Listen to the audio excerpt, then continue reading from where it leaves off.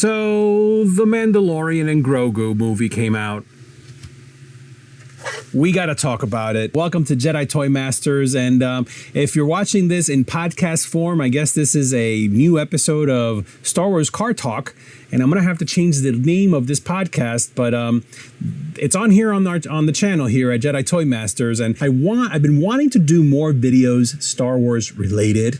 I mean, as you can see, I have kind of like a Star Wars-y stuff going on here. I do have another channel that I film in this studio space, but yes, was inspired to really make this video because the Mandalorian and Grogu movie, it was released to the world. The initial reactions that I saw online, and even before the movie came out, there were so many opinions, so much negativity towards the direction of Disney and Lucasfilm and the fact that this movie is being released and what it's about and what it means and all these things.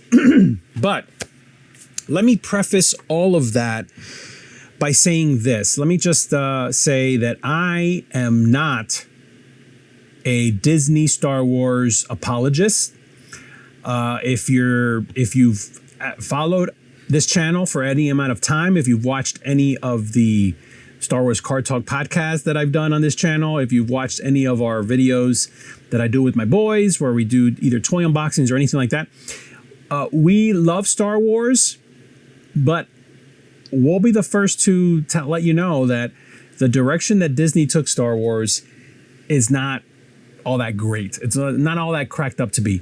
I am not a big fan of the sequel trilogy. I've been vocal about that. Have not been a big fan of most of the stuff that have been put out on Disney Plus that's Star Wars related. The Acolyte, I watched once when it first came out, week by week, just to see what it was about. And I literally just saw it that one time. My sons didn't even want to bother watching it. They just asked me what I thought. I told them I didn't like it, and they said, well, that's good. They don't want to watch it. They don't want to waste their time. I mean, my boys watched the first episode of season 1 of the Andor show, and they immediately were checked out. I continued watching and into season 2, and I got to say, Andor was not really for me. It's not that it was bad, but it wasn't for me. Same goes with the Obi-Wan show. I was really excited. I was happy to see Ewan McGregor and Hayden Christensen and those characters, but it was a poorly executed story, poorly executed show. It looked cheap. What else? The Boba Fett, Book of Boba Fett was a huge letdown. I had high hopes for it. The animation side, I've loved almost everything. I love how they wrapped up Clone Wars, season 7 Clone Wars. I love the Bad Batch, both seasons. The Tales of the Jedi and the Tales, those little mini shows. Visions, really wasn't all for me, but I did enjoy some of the episodes on that. The Maul show, Shadow, I'll do a whole video where I talk about that, but I enjoyed it. Spoiler alert, I did enjoy it. When it came to The Mandalorian, season 1, season 2, I love both those seasons. Season 3, the show just kind of like fell off for me. And so here we are, The Mandalorian and Grogu. This is one of those cases where it's like, well, this could have been an email. It's like, this seemed, from the moment the movie started playing in the theater, I went with my boys a couple days ago. I tried my best to not watch any trailer. I mean, I did see a trailer, but I tried not to watch anything or read anything or listen to anybody's opinion on it, although it was really hard. But I tried to avoid just like filling my ether with anything Mandalorian and Grogu movie related, news or whatever. I saw the criticism. I saw how weird even the Super Bowl ads that came out for this movie was. I think the marketing for this movie was poorly done, and I think it was done on purpose because they wanted Lucasfilm and Disney wanted to spend as least amount of money as possible on this movie. I don't know how much exactly it costs to make this movie. I truly believe that this movie was going to be season 4 of The Mandalorian. And like, I really think this was supposed to be season 4 of The Mandalorian. As I'm sitting there watching this movie, I'm like, this really does feel like they took season 4 of The Mandalorian and they stripped away all the filler episodes and they just stuck to the main story, the main plot of the season, and they just reworked it and made it into a feature film. And that's why this is like a 2-hour plus movie. And yet it just feels like it's like 4 episodes of what would have been a season 4. Now, I've heard comments now since of people sharing a similar opinion and maybe sharing that, this could have been season 4, could have been just 8 episodes in season 4. Like, yes, if you add in some filler episodes, yeah, this and maybe you expand a little bit on some of the characters that were introduced. Yeah, this could have been like 8 solid episodes of The Mandalorian. Instead, we got this movie. Disney's idea was probably let's put it out as a movie in theaters and try to squeeze as much money as we can, because this is tangible money that they can get as opposed to theoretical subscription money that they get via Disney Plus. So I think, yeah, they by releasing it in theaters, they at least get some money, and they really did not spend at all anything, I think, on marketing for this movie. I gotta say right off the bat, though, I did like this movie. This is it. That's the point of the point of this video, and why I wanted to make this video. I did like this movie. It was so fun. It was fun. It was entertaining. I sat with my 3 sons and they all enjoyed it. We laughed.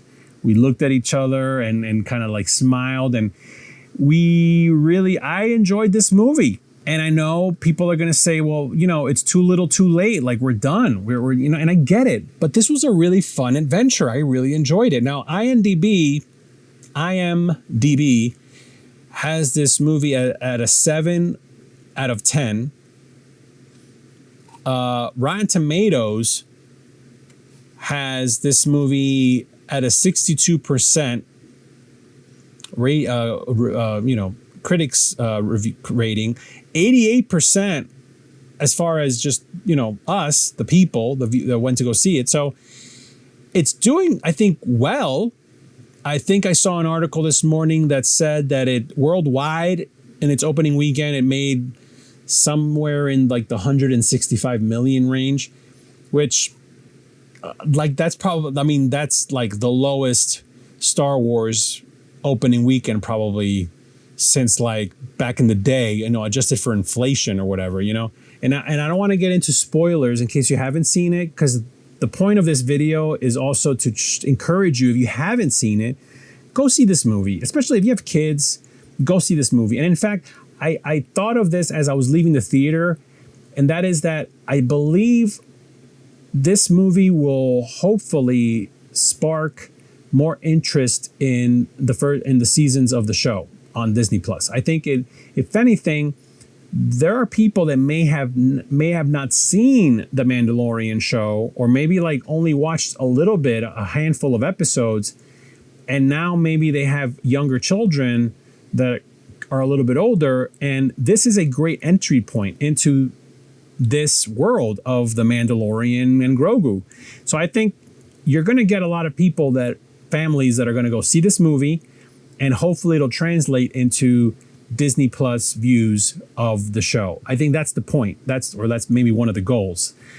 And I think it's going to happen. But I think if we keep saying, no, this is horrible, this is so meteoric, it was whatever, like, I get it. As a Star Wars fan, I understand the disappointment that we want Star Wars. We want like episode 10. We want a saga film. We want a big movie on the big screen.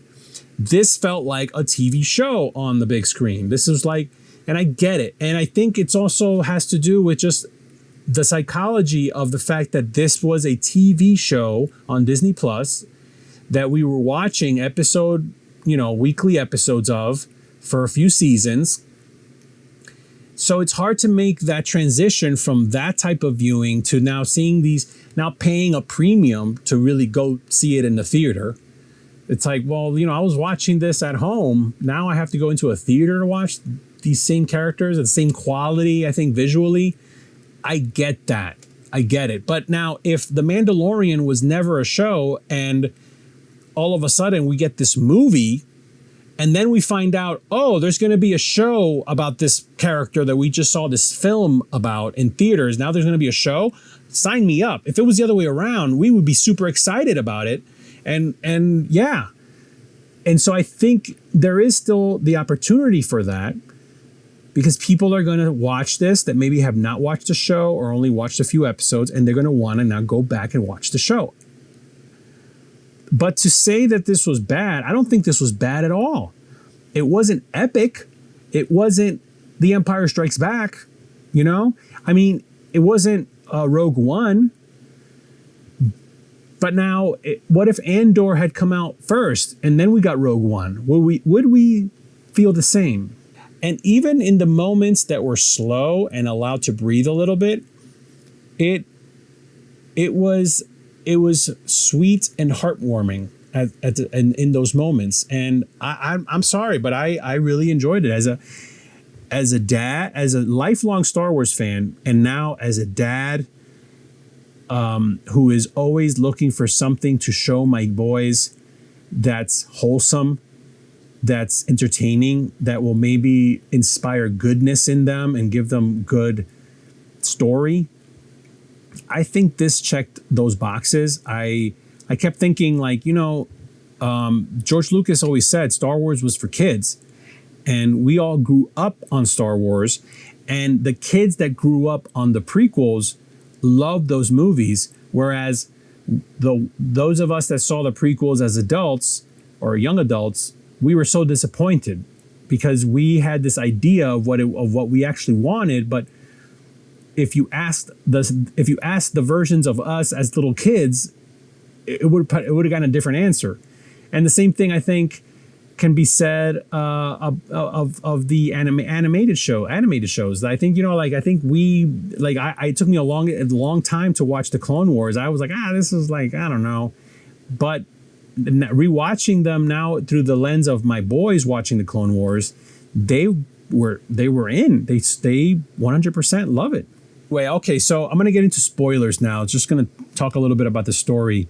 So if you haven't seen it, please go see it. Don't listen to the negative people out there that are saying this is horrible and Disney sucks. Listen, I'm not a big fan of what Disney or a lot of these companies are doing that are run by CEOs, and they're more about like story by committee than a vision and executing on that vision and inspiring and good storytelling. It's all about just, anyway, I really love the idea that we got all right, spoiler alert.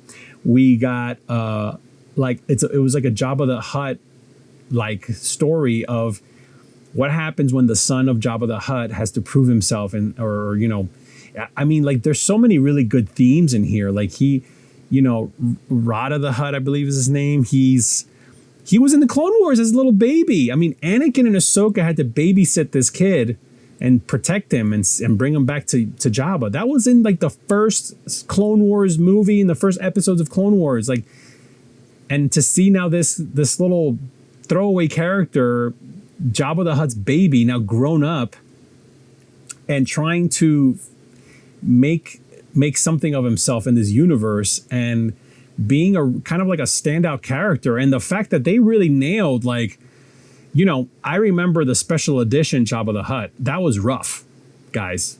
The original special edition Jabba the Hutt was rough. And then they redid it and they kind of fixed it. And then they redid it again. And it was just like, I don't know. And it's like, they nailed it. Like the Jabba's cousins or siblings, or whoever these other two Hutts are, they looked really good. They really got it. Like, it kind of like how like in the original Avengers, they nailed Hulk, like they got him perfectly finally. That's how I feel in this movie. The Hutts, they they nailed it. I really thought that the story of like how Grogu, Din Djarin, the Mandalorian, has to protect Grogu, and then in the end, Grogu ends up protecting him, and that was just a sweet story plot point. And I really liked the fact that there was so much creative filmmaking in this movie. Jon Favreau is not going to get enough credit for this movie. He leaned so much on old school filmmaking techniques and the puppetry and the in-camera stuff. Like, it was solid. Like, there were moments where you couldn't tell what was CG and what was real. And I think that is a beautiful thing. So do I recommend this movie? Yes, I do. Should you go see it? Yes, you should. I don't want this video to be any longer than it already is. Mando almost dies in this movie, and Grogu brings him back to health, and they help each other, they save each other, and they go on to fight another day. I mean, it's a beautiful story. I don't know what else to say except just go see it. It was fun. My kids loved it. Your kids are going to love it. Go in there with a kid at heart mentality, and you're going to have fun. Was it perfect? No, but I think it was a solid movie, and it's not going to get enough credit.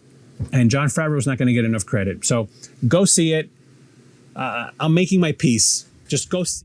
All right, I just had to jump on here, and I didn't know whether I should just X the entire video or just let you watch it and then get to this point.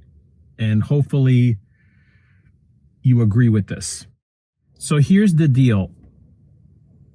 I did enjoy this movie. I did enjoy the Mandalorian and Grogu movie. Everything I said in this video, yes, I enjoyed it. It was fun. My kids enjoyed it. They thought it was fun. But I do understand the criticism, and I do understand that, like, the argument that it was very, very meteoric, and that it was like an episode of television tried to being pigeonholed and to fit this movie format. I get it. Yes, I get it. I guess my hope is that because we got to have a fun movie that was Star Wars related and that wasn't bogged down with all the nonsense that we got in like a season 3 of Mandalorian, or all the nonsense that we got in The Acolyte, or all the nonsense that we were getting. My hope is that now we can focus on fun, silly Star Wars, because Star Wars is supposed to be for kids, guys. I mean, yes, Andor, say what you will about it. It wasn't for me, but it definitely had an audience, and it definitely, was Star Wars in the sense that it was about a side of Star Wars that we didn't know about, but we knew it was happening because, it's the Empire and they did evil things in the galaxy. But at the end of the day, George Lucas made Star Wars to inspire young people because it was supposed to be fun. It's fun, inspiring for kids. It's a fairy tale in space. It's, a wizard and a farm boy and a pirate and good versus evil and lessons about life and all these things. And okay, the Mandalorian Grogu, you cannot compare it to the original trilogy. I'm not saying you should. I don't think it merits the same criticism that maybe some criticize the prequels, because I think it was it was more in tune with, I think, like a hybrid of the two. I think it also drew a lot of inspiration from like the animated stuff, because after all, Dave Filoni was heavily involved in this, and he is like the goofy cartoon storyteller part of George Lucas. I think that's what he taps into. He taps into the side of George Lucas that got really inspired when he was doing Clone Wars, making this silly cartoon, but with serious beats and just inspiration from all over. It was like a playground of storytelling, of genres, of whatever. And I think that's where Dave Filoni comes from. But we who grew up on the original trilogy are looking for the original trilogy feels. And I think it's really hard to get there. I understand it wasn't a perfect movie. I understand that we live in a world now where I feel like where there's different facets of Star Wars fans. But my argument would be that we need this movie to at least do well, not break records or anything, but do well enough to show that we need to go in this direction as far as just getting back to fun Star Wars adventures. I don't know. I don't know, guys.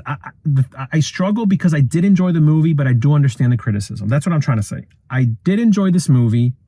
I had fun, but maybe it's because my expectations were so low and I wasn't expecting this to be a saga movie about the Skywalkers. Maybe that's why my guard was down, and I just sat there and enjoyed the fun and the cuteness, and I got to be a little kid and watch this little kid Star Wars movie. Maybe that's it. Maybe that's what I'm feeling. But anyway, let's chat in the comments, and let's be polite. Let's respect each other, and let's just hope. Let's not give up hope that we will get back on track and get good Star Wars. Go support this movie, because go support Jon Favreau. So if we want better Star Wars, we need to support this movie. Bottom line. So anyway, thanks for watching. Like and subscribe. Check out some of our older videos on here, and I hope to come on here a lot more and talk Star Wars with you guys. So let's continue the chat in the comments below. Let's be kind, because not everybody's going to agree, but let's be kind. We're all Star Wars fans. May the Force be with you, and thanks for watching again.